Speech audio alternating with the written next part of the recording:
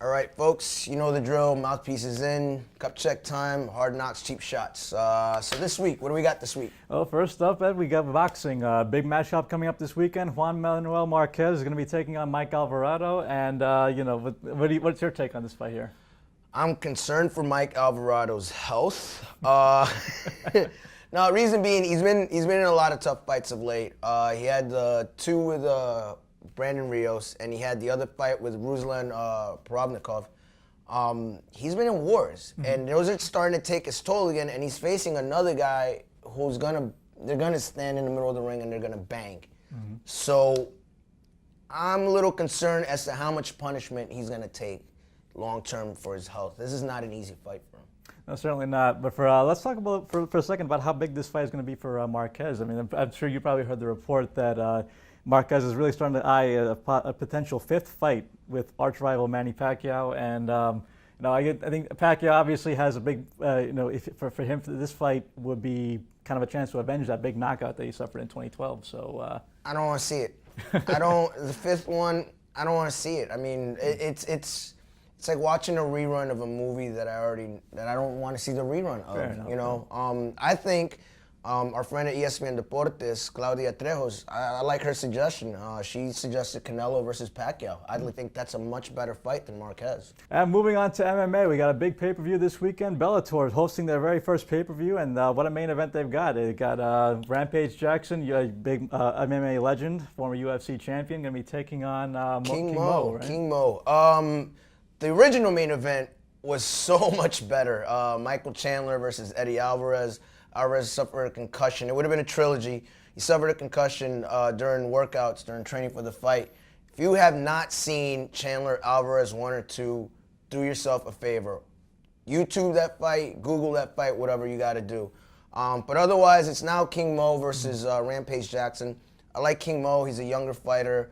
Jackson's at the tail end of his career. Rampage is no longer Rampage that he used to be when he was in Pride in UFC. So, and the other fight I want to see real quick is, and it probably will be quick, Alexander Shlemenko versus Tito Ortiz. I think Shlemenko's going to be all over Ortiz on that one. So. We'll have to see.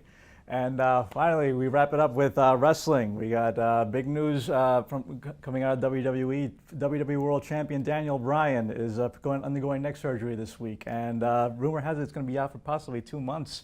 And now this throws up a big question now.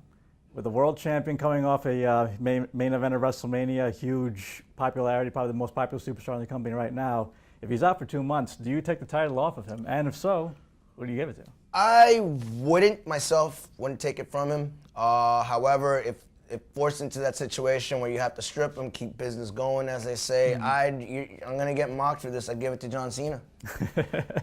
Okay, why John Cena? Because I like the rivalry that he has with Bray Wyatt right now. I feel that if you give him the belt, now this makes this rivalry a title. It puts Bray Wyatt in the main event scene. Not that they're not already close to that, but it puts him in the main event scene. So. Well, I can see the reason why you want to go with John Cena. I mean, you have the horse with all the records to him. But me personally, I've seen this show about 15 or 16 different times. So my personal pick, if you're going to have to take the title off of Bryan, would be Bray Wyatt. I think that at this point he's really the most, definitely has the most charisma of any villain that's been in the company in the last couple of years. He's very exciting to watch right now. He's got clearly the it factor is definitely behind him. I think that at this point he might be ready for the next big thing. I like the Bray Wyatt idea. I just don't think it's his time yet. I'll just throw it out there. Probably Batista. You get rid of a contractual obligation. You get rid of a contractual obligation, and he's just holding the belt till Bryan comes back. So. Oh, good Lord. Well, agree to disagree on that one. And that wraps up this edition of Hard Knocks and Cheap Shots. Remember to tune next week for more. And to continue the conversation, remember to like us on Facebook, follow us on Twitter at LatinPostSports, and to find us on LatinPost.com. I'm John Paul Salamanca, this is Ed Molina, and we are Punching Out.